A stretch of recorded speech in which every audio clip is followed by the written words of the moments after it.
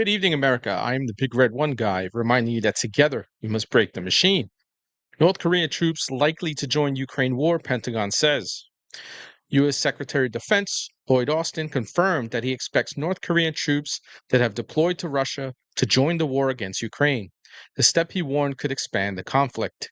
Well, that's like a no-brainer, right? In the last month, North Korea has sent 10,000 soldiers to eastern Russia, where they began training across three military sites. Around 2,000 of these troops have since moved west, with some receiving Russian uniforms and equipment.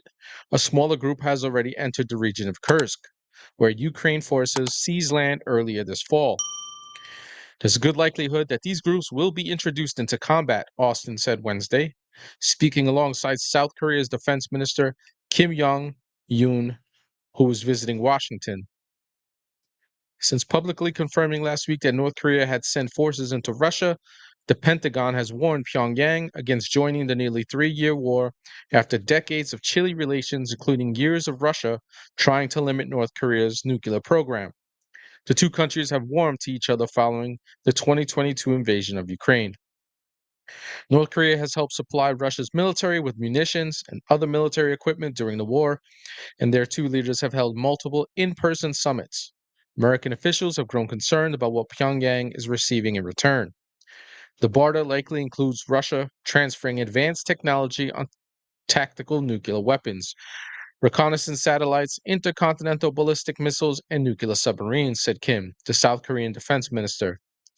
There is also a high chance that they will try to replace their equipment that may have grown obsolete, Kim said. And he's talking about the North Korean military that is just, they're essentially, their whole military is essentially conscripts, and they keep dumping money into missiles and all that other stuff, popping them off over the North China Sea, aiming them at Japan and whatnot, and stuff like that, and they fall into the Chinese Sea, and it's ridiculous. There's also, the U.S. does not have direct relations with North Korea, and already has a raft of sanctions, excuse me, imposed on the country. Austin said the administration is working with allies on how to respond to the deployment, though he wouldn't specify how, because they have no fucking plan.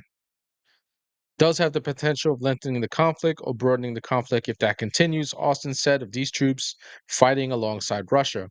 If they do, he said, they would be fair targets for Ukrainian soldiers, including with American provided weapons. Well, here we go, fam. The reason I'm bringing you this article today is because we have a very important election happening next week. Many states have had early elections going on, dropping off mail-in ballots and whatnot over the last week. And for some states, it's the last day of early elections tomorrow, some over the weekend, and then we get into actual election day next Tuesday. So when you're making your decisions, you have to think about how we got into this situation, the weakness that the Harris Biden administration has shown around the world, showing that they can't handle anything, global conflicts. As you see, we have wars going off in Ukraine. We got the stuff going off in the Middle East. Now the North Koreans are going to side up with the Russians. They've got their troops in the area, and this is the potential to get into something very, very nasty for more than three nations, because it looks like North Korea is going to be fighting the Ukrainians. All right. They have our weapons and whatnot, but the North Koreans will have equipment uh, from Russia. So, this alliance, it's a match made in hell. And Putin's not our friend. I've been saying it in many of my videos. He's not anybody to admire. For some reason, there's some people on the right that have like this weird fucking affection for him. I don't know why. It's not a good dude.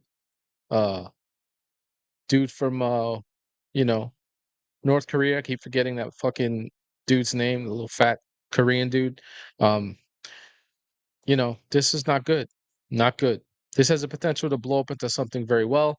And I personally don't think someone like Kamala Harris would be able to handle it if we get drawn into a war. So, uh, when you're going out there, everybody who watches this channel knows who I'm voting for. You really got to put this into, these are things that are happening. You're not going to see it in the mainstream media. They're not going to tell you that there's the escalation of the Ukraine-Russian war is about to get even deeper with North Korea joining the fight. You might hear a little bit here and there, but you're not going to hear it in full detail. Nobody's going to break it down and analyze it for you. So I can only tell you that just think very long and hard over the weekend if you're not going to go vote in early voting or over this weekend when it ends and you're going to wait till election day.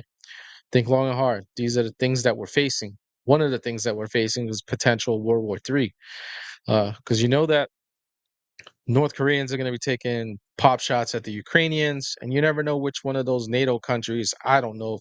We don't know what's going to happen, right? We obviously don't know. Anything could happen. This could be nothing, right? They could be moving their troops in the air and then don't even do anything. I doubt that. I highly doubt that. I think the North Koreans are looking to get some experience with their military somewhere, just in case a bigger conflict arises and they're going to have to defend their nation for whatever reason. These are just things a lot of us have been telling you. This is our potential to blow up into World War III and start bringing in other nations. So now you had Ukraine and Russia going at it for 3 years. Now the North Koreans are coming in. Who's going to come in next? These are things you have to think about. So when you go to the ballot boxes, think long and hard on who you should probably be voting for to hopefully address things like this and maybe put an end to this shit really, really quick. Or if nothing else, God forbid, we get drawn into this, we have someone in office that can actually handle it because what we have in office right now is not going to get it done. We're in this position right now because of the people in office right now. Anyway, America, don't forget to like and subscribe. Hit that bell for notifications. Okay. Share this video with your loved ones or like-minded folk that you think might enjoy this video. I am the Big Red One Guy signing out.